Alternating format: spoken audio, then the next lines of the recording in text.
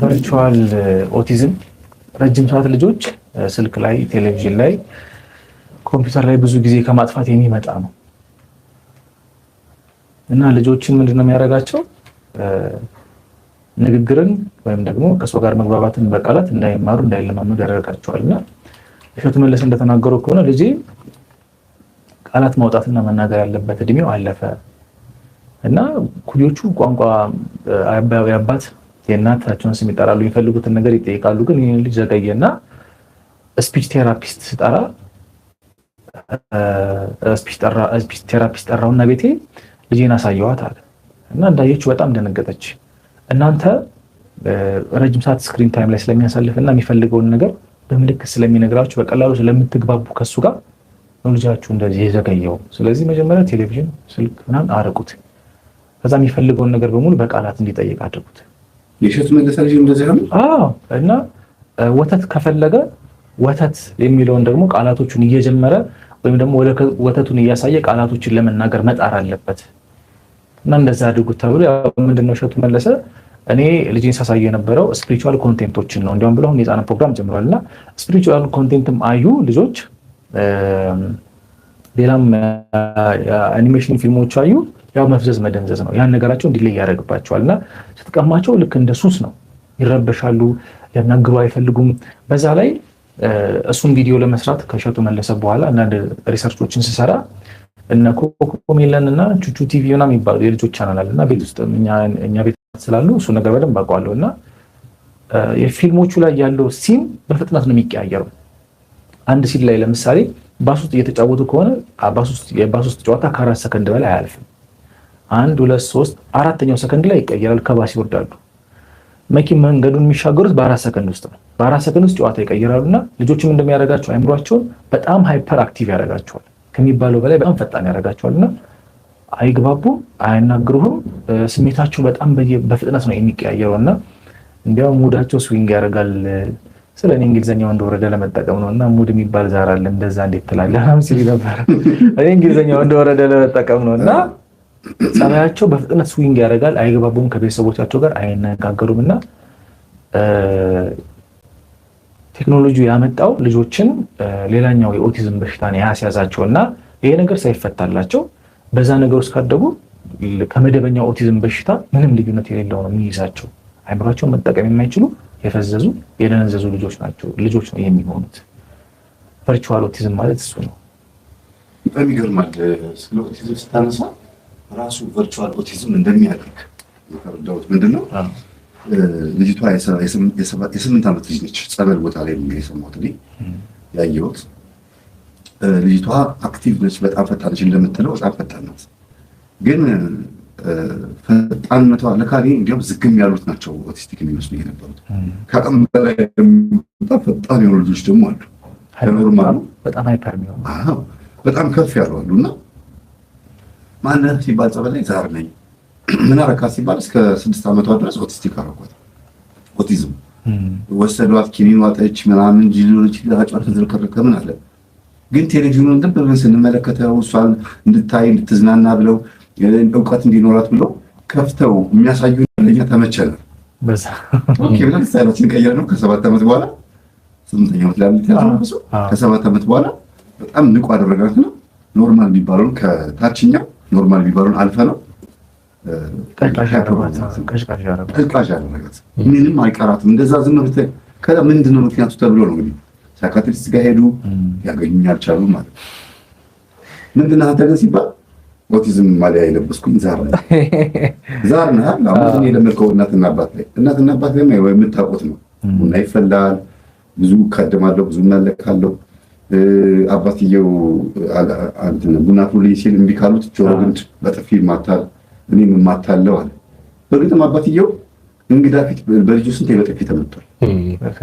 አባትየው የእሷን የዚች ልጅ ታላላቅ ወንድሞቿንና እህቶቿን አባትየው ይማታል በዛር መንፈስ ምክንያት። ልጅቷ ደግሞ አባትየው ትለዋለች። ልጅቷ በጥፊ ከመታቸው ቡና ፍሉልኝ ነው አይገርም? ልጅቷ በጥፊ ስትመታው እንግዲህ ኦቲስቲክ ናት። ድንገት ተነስታ ምናምን ትመታለች እና ይገባዋል ምን ማለቷ እንደሆነ ነው ብሎ አይጠይቃትም። እስኪ ቡና ፍሉ ከዛ አንድ ስኒ ቡና ትጠጣለች፣ ትረጋጋች፣ መታት በብት ስር ትተኛለች። እሷ እንዳረፈው ቆሞ ሰውዬው እንቅልፍ አለች ትላለች። በዚህ ልክ የዛር መንፈስ ዘመኑን መስሎ በሚዲያ በጣም ተመሳስሎ መጥቶ ከፈለገ ኦቲስቲክ ይላል፣ ከፈለገ በጣም ሌላ አይነት ማንነት ያላቸው ልጆች ይሆናሉ። በጣም እንግዳ ፊት መረቃቸው የሚታፉ ልጆች አሉ እንዴ የሚሳደቡ ይኖሩ። አቡሽ ናስ ይሰራል በቃ እኔ በጥፍ መጥቶኛል። አዎ ወዳጅ ነው ተጋሰል አጮለኝ እንደ ትልቅ ሰው ነደደኝና አባትም ሊያረጋጋው ሞከረ ነውና ከየት እንደመጣም እንደሆነ አላውቅም። በዚህ አጋጣሚ ደግሞ የዛሬ ዓመት የምሰራበት ስራ ቦታ አንድ ጓደኛቸው እንቅልፍ ይከለክለኛል አለ። አብሮን የሚሰራ ነው፣ ፈረንጅ ነው። ከዛ ውጪ ደግሞ ሳላስበው እጅ ዝም ብሎ ይስተነዘላል እና እዛ ሲበሉ ምንም ሲሉ የተወሰነ ርቀት ከሱ ይቆማሉ እና ምክንያቱም ተመርምሮ ምንም ማለት ሳታስበው በወቅት ያጋያል፣ ግን እጁ ይወነጨፍበታል። እንዲሁ ዝም ብሎ ይወነጨፋል። ስለዚህ ሳያዘው ይሄድበታል። እንደዚህ አይነትም ባህሪ ነበር እና ብዙ ጊዜ ለዚህ ልጆች በጣም ጥንቃቄ ማድረግ ያለብን ምንድነው ቅዱስ ቁርባን። ቅዱስ ቁርባን ትልቅ መድኃኒት ነው። ስክን ያሉ ልጆች ይሆናሉ። ስልክ የሚባል በፍጹም ለልጆች አትስጡ። ይጫወቱ፣ ይደባደቡ እርስ በርስ ተጫውተው ተደባድበው ቤት ሰርተው ቃቃ ምናምን ተገዝቶላቸው እንደ እናት እንደ አባት እንደ ባል እንደ ሚስት የሚጫወቱት ነገር አለ። ሱዚ ይጫወታሉ፣ ጠጠር ይጫወታሉ፣ ብዙ ነገር ይጫወታሉ። ያ ይሻላል ልጆች ጋር። ብዙ ጊዜ ልጆች ሚዲያ ላይ ቴሌቪዥን ላይ ከሆነም ደግሞ እንደው መዝሙሩ ላይ ቢሆን ጆሯቸው መዝሙሩን አሁን አዲስ የመጣው ደስ የሚለው ነገር ግጥም ሰላሜ ተወዷለች ነገር አይደል? ግጥሙ ብቻ ይጻፋል፣ የዘማሪው ፎቶ ከጎን ይደረጋል፣ ግጥሙ ሲዘምር ይቀያየራል። እሱ የሚጠቅመው ምንድነው? መዝሙሩን እየዘመርክ መጀመሪያ ግጥሙን ትለምደዋለህ፣ ከዛ ስራ እየሰራ ደግሞ ግጥም ትዘምረዋለህ። ጆሮ ሆኖ መዝሙሩን የሚሰማው ወደ ስራ ነው የምትሄደው። መንፈሳዊም እንኳን ሆኖ ብዙ ያን ያክል ትኩረት ማድረግ የለም። ለዚህ እኮ ነው የእማፍቅር የኔ ልጆች የዩቲዩብ ቻናላቸውን በቀን ቪዲዮ ማንሰራው። በአመት በዓል እንቁጣጣሽ ሲሆን፣ ገና ሲሆን፣ ጥምቀት፣ ፋሲካ ሲሆን ብቻ መዝሙርም ሆነ አንዳንድ ሚዲያ እንትን ማሰራቸው ትኩረቱ እሱ መሆን የለበትም። ስፒሪቹዋል የሆኑ ልጆች ብቻ እንዲሆኑ፣ መንፈሳዊ እንዲሆኑ አንዳንድ መዝሙር እናቀብላቸዋለን፣ ትንሽ ነገር እናቀብላለን። ግን የግድ ከዓለማዊ ነገር ከዚህኛው መጥፎ ነገር ከኮንስፓይረሲ ለማላቀቅ ሚዲያ ላይ መንፈሳዊ የሆኑ ፕሮግራሞች ያስፈልጋሉ። ጥሩ ነው። በተወሰነ መልኩ የጀመረው እሸቱ ጥሩ ቢሆንም ያም ዜማው ተወስዷል ከረጆች ገበሬው ልጅ ምናምን እያለ የሚለው በኋላ በእንግሊዝኛው ላይ ቃላቶቹ ወደኋላ ከኋላ ወደፊት ሲገለበጡ ዊርድ ነው። የግብረ ሰዶሞች ቃሉ እየተባለ ነው እንዳለ ዜማ በሙሉ ሌላ ነው። እኔ አቀርገዋለሁ በዚህ እኮ እና ባይወሰድ ከእነሱ ዜማ ባይወሰድ እሺ አጀማመሩ አሪፍ ሆኖ ሳለ መሆን ያለበት ግን ምንድነው ኢትዮጵያዊ በሆነ መልክ ኢትዮጵያዊ በሆነ ባህል ካረገው ዜማውንስ ለምን አዲስ ዜማ ያመጣል? እሱ አስቸጋሪ ነው። ምን መሰለህ? ጥሩ ጥያቄ።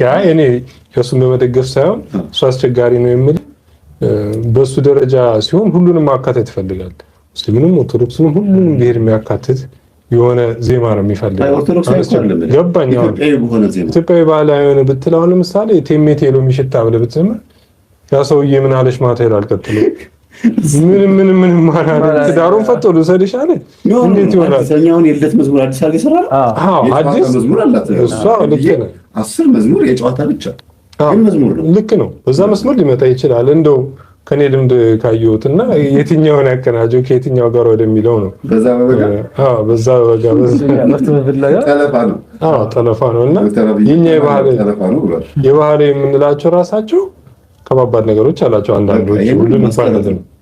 እኔ ይሄን ማስቀረት ነው ፈልጋለሁ እኮ ግን ይሄን ለማስቀረትም ጭምር ነው። ለምሳሌ ሃፒ በርዝዴይ ምናምን ከማለት ከጨረስኩት ግን ያንን ለማስለመድ አሁን አየህ እሱ እንደ ስራ ስለያዘው ያንን ለማስለመድ ብዙ አውዲያንስ አታገኝም። አዲስ ነገር ይዘህ ስትመጣ ያንን ለመልመድ አዲስ ፈጠራ ነው ያደርገው።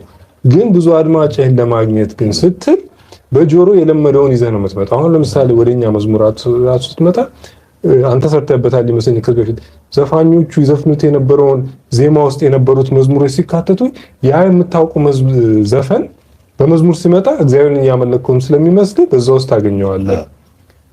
ያረጋኝ ወራሽ እንዲያውም ነበረ እመቤቴ እመቤቴ ስልሽ ማርያም ድንግል ንጽሕት ምልዕተ ጸጋ ደስ ይበል። ከዛ በኋላ የእሱ ዘፈን ነበር እንዲከርምሻል ያለ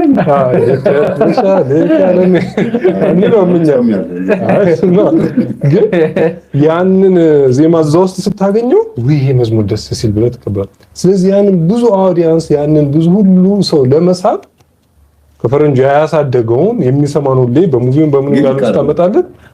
ልክ ነው ግን ልክ አይደለም። እንግዲህ አሁን አየህ እንደ ዩቲዩበር ነው እንደ ዩቲዩበር ግዴታ ይሄን ስናደርግ ነው የሚመጣልን ብሎ ካሰበ እንደ ዩቲዩበር እንደ ቢዝነስማን እንደ ኢትዮጵያን ህፃናት እንደመቅረጽ ግን ስታስበው ግን እንደዛ ሊሆን ይችላል። እንደ ቢዝነስ በቢዝነስ እኮ አሁን እኮ በቢዝነስ አንፃር ለሚያደርገው ሰው በዛ መንገድ አትሄድም። ምክንያቱም ምን ያህል ሰው ታገኛለህ? አዎ እስቲ ምን ትላላችሁ እናንተ? እኔ አሁን እሺ የሰራውን እንደ አንድ ፕሮግራም አሪፍ ነው፣ ግን አዲስ ዜማ አዲስ መዝሙር ዘፈን እንኳን ይከብዳል። አዲስ መዝሙር ይዞ መምጣት አይሻልም ነበር ወይ ለህፃናት? እንዲያውም ለእሸቱ በጣም አሪፍ ነበረ የነበረውን የነጮችን ይዞ ከመምጣት አዲስ ነገር ቢያመጣ ህፃናቶቹ እንዲያውም በጣም ይለምዱት ነበር ብዬ አስባለሁ። በዚህ አጋጣሚ የኔ ልጆች እግዚአብሔር እድሜያቸውን ያስረዝም፣ ሰላምዬም ሁሉም አልበማቸው በእምነት 10 መዝሙር አላት። ኤልዱ 20 አይደለም የጨዋታ 10 አላት። የለት ደግሞ 10 14 24 መዝሙር አላት። ኤልዱ ብቻ እንኳን ተመስገን ነው። አስበው በጣም ብዙ ነው። እነዚህ አይነት ነገር ቢለመድ እኔ አሁን ይሄንን የምለው ለምንድን ነው የኔ ልጆች ስለሆኑ አይደለም። እኔ አዲስ ነገር ነው ይዤ የመጣሁት፣ ግን መዝሙር ነው። ሃፒ በርዝዴይ ምናምን ከማለት መልካም ልደት በሉኝ ለፈጣሪ ስለወለደኝ ስለፈጠረኝ ከእናቴ ስለተወለድኩኝ ሁለተኛ ልደት ስላየሁኝ የስላሴ ልጅ ስለሆንኩኝ መንግስቱን ለመውረስ ስለተፈጠርኩኝ አመሰግነዋለሁ ብሎ ልደትን ማክበር የመሰለ ነገር የለም። ሳይ ነገር እንደዚህ ቢለመድበት መልካም ነው። ይለመዳል። የነጮች ከምን እንደመጣ ስለማናውቀው ነው። ግን ሃፒ በርዝዴይ ቱ ዩ ወይ መልካም ልደት ለአንተ ምንም ማለት አይደለም። ግን ኢትዮጵያዊነት በተለይ ነው ተዋህዶ ቢኖረው በጣም ሆነ በዛ መንገዱ ይሄ ጥሩ ነው። ተጀመርከው ያስባለሁ። ጨረስናል ቪዲዮ ጨርሰናል። ጥሩ ጥያቄ ነው። ብዙ ሰዓት ይዘናቸዋል። አብርሃም ተፈራ ነው መሰለን። እግዚአብሔር ይስጥልን። በወጣ የተካ የምትሰጠው ይስጥ በጣም ነው የምናደንቅ መምህር። እሺ ይሄን ታይኳንዶ ልጅ ነውና እንግዲህ ሌሎች የምንላቸው ካለ እንግዲህ ሲወርድ እያዩ ነው። እኛ ብንሆን መቼም ተንሰብስበናል እንዳልኩ ሊደግፉትም ሞከሩ። ቲቪ ላይ ወጥቶ የሚወርድ ነው።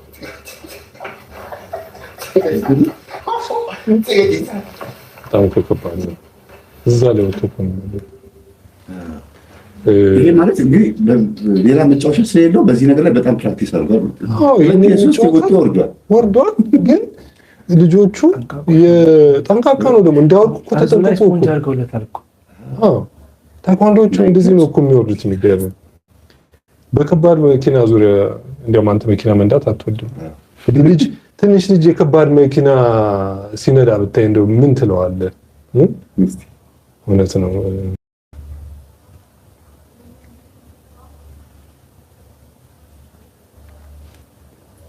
ከባድ መኪና የቁም ነው የሚነዳው። አይደርስም። እንዴት አድርጎ ይደርሳል? ማርሽ እየቀየረ እኮ ትልቅ ከባድ መኪና እኮ ነው። እኮ ትንሽ አይደለም። ሰጥተውታል ደግሞ እኛ 12ኛ ክፍል ጨርሰን እንግሊዝኛ በደንብ አንችልም። እነሱ በአራተኛ ክፍል አምስተኛ ክፍል ላይ ሆኖ ዲስኮ ሰዓት ይሰሩ ነበር ይባላል። ያስተምሯቸው ልጆች ይችላል። ልጆችን ከማደንዘዝ በሚለውም አንፃር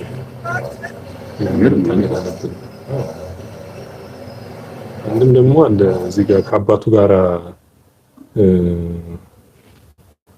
ማሽን ይሄ እንደዚህ ደግሞ አስብ ነው ማሽን ኦፕሬተር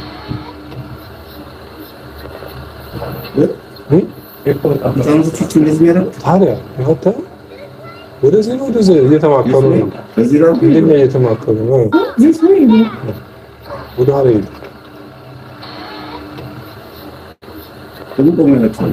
ያቸው ተሰጣቸዋል እና አይቻልም የሚባል ነገር የለም እና ይህንንም አይተንኛ ትንሽ ጠንከር ማለት ያለ አይምሯቸውን የሚፈትን ነገር ለልጆች መስጠት ነው። በቃ ያ ደግሞ ከስልክ ውጪ ቢሆን ጥሩ ነው።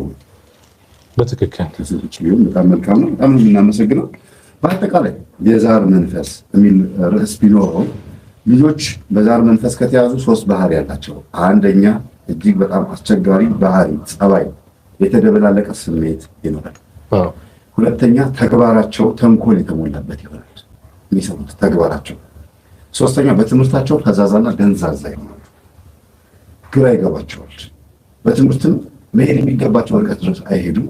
ትምህርት ቢጨርሱም እንደምንም ጨርሰው ወይ ሱሰኛ ይሆናሉ ወይ ራሳቸው እንደ ሸክም ይቆጥሩታል። እኔ ሸክም ነኝ ብለው ያስባሉ። ከትምህርት ጋር የማይገናኝ ስራ ሰርተው አትራፊ ለመሆን ጥረት ያደርጋሉ። ይሰራሉ፣ ይከስራሉ፣ ይሰራሉ፣ ይከስራሉ። ምንድነው ምክንያቱ ብሎ ለማወቅም ጥረት አያደርጉም። ለምን? እዚህ ጋር የተወለዱበት መንገድ ሌላ ነው፣ እዚህ ጋር ደግሞ የሚኖሩበት መንገድ ደግሞ ሌላ ነው። ይሄ በልጆች ላይ የሚታይ አጠር ያለ አጭር የሆነ መንገድ ነው። ወላጆች ላይ ደግሞ ልጆቻቸውን በዛር መንፈስ ሲያሳድጉ 3 ባህሪ ይታይባቸው ወላጆች። አንደኛ ልጆቻቸው ሲታመሙ ቶሎ ብለው መፍትሄ የሚወስዱት ቁርባን አይደለም፣ ጸበል አይደለም፣ እምነት አይደለም፣ የሆነ ነገር አለ። በቃ እሱ የሆነ ነገር ነው። እንደየሀገሩ ስለሚለያይ መፍትሄ ብለው የሚወስዱት ግራ የሚያጋባ ከሄድ ነው። ሁለተኛ ነገር ደግሞ ትምህርትም ሲደነዝዙባቸው ምንም ስራም ለመስራት ገንዘብ ለማምጣት ኑሮን ትዳርን ለመምራት ልጆቹ የሚበሉትን የሚለብሱትን ለማምጣት በአጠቃላይ ብቻ ትዳር ህይወታቸው ልጆች ለማሳደግ የሚወስዱት እርምጃ ፍርድ ማጓደል፣ ድሃ መበደል፣ ሙስና ወይም ዘረኝነት ወይም ሌላ ነገር ውስጥ ገብቶ ገንዘቡን በኃጢአት ገንዘብ አምጥቶ እነዚህ ልጆች በዛ ገንዘብ የሚያሳድጓቸው እና አንተን ለማሳደግ ያልከፈልኩት ዋጋ የለም፣ አንተ እኮ መከራዬን አይቼ እኮ ነው እንደዚህ ከእግዚአብሔር ጋር ተጣልቼ ከአምላኬ ጋር ተጣልቼ እኮ ያሳደግኩ ይሉታል። ምን ሆነባቸው ነው እንደዚህ የሚሉት? ምን ለምን ምሬት ውስጥ የከተታቸው? ለምን እንደዚህ ቃላት ሊናገሩ ምክንያት ሆነ ሲባል ከእግዚአብሔር ጋር ተጣልተው ያሳደጉት ልጅ ምንድነው ሪዛልቱ? ከባድ ነው። ሌላው ሶስተኛው እናቶች ላይ የሚታየው ወይም አባቶች ላይ በዛር መንፈስ ልጆቻቸውን እያሳደጉ እንደሆነ ምልክቱ ወይም እነሱ ራሳቸው ምልክቱ ቆረቡ ሲባሉ ልጆቼን አሳድጌ ልጆቼን ለቁም ነገር አብቅቼ አሁንማ ለምን በጊዜ እንደዚህ አደርጋለሁ ምናምን የሚሉት ሰበብ አላቸው። ያ ሰበብ ምንድን ነው የሚያሳየው? ልጆቹን ለማሳደግ ትዳሩን ለመምራት የሚሄዱበት መንገድ ጤነኛ ስላልሆነ። ስለዚህ ለራሳቸው እንኳን አያዝኑ አይደለም ለልጆቻቸው። ለልጆች ያዘኑ ሊመስሉ ይችላሉ።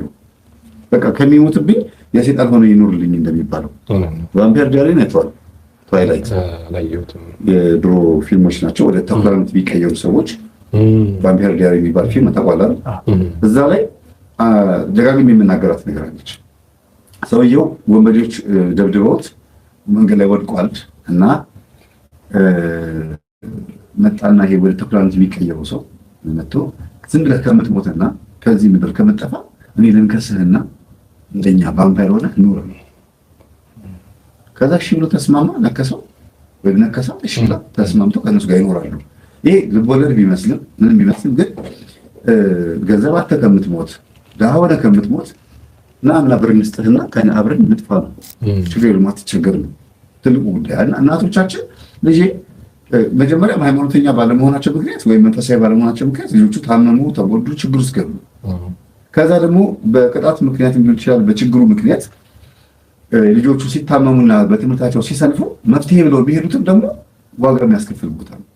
አይ ልጅ ከሚሞት ከሚጠፋ ለጅሬ ሰጥቼው ወይ ለገሬ ሰጥቼው ለአብሾ ጠጥቶ ጎበዝ ነው ይሻላል። የነገውን የሚያውቀው ማን ነው? እግዚአብሔር ነው ብለው ያላሉ። ብዙ ልጆች ደደር ሲሆኑባቸው አብሾ ያጠጧቸዋል። አብሾ ምን ችግር እንደሚያመጣ ግን በተወሰነ መልኩ ያውቃሉ እኮ። አይ ይሄ ነገር ጥሩ አይደለም፣ እስቲ ይሁን ብቻ በትምህርት ጎበዝ ከሆነ በቂ ነው እንደው ይደግና ከዛ ራሱን ደግሞ ራሱ ያስተዳድራል ይላል። ብዙ ወላጆች ያውቃሉ አብሾ ምን እንደሆነ፣ ግን ለጊዜው ጎበዝ እንዲሆን ነው የሚፈልገው፣ እንዲሸለም በተማሪ ፊት፣ በቤተሰብ ወላጅ ፊት የማዕረግ ተመራቂ እንዲሆን ብዙ አይነት እውቀትና ብዙ አይነት ድግም ያጠጧቸዋል፣ ብዙ ችግር ውስጥ ይከቷቸዋል። እና ወላጆች ለልጆቻችሁ የምትከፍሉት ዋጋ ትክክለኛ መንገድ ነው ወይ ወደ እግዚአብሔር የሚያደርስ ነው ወይ የሚል ሀሳብ ያለኝ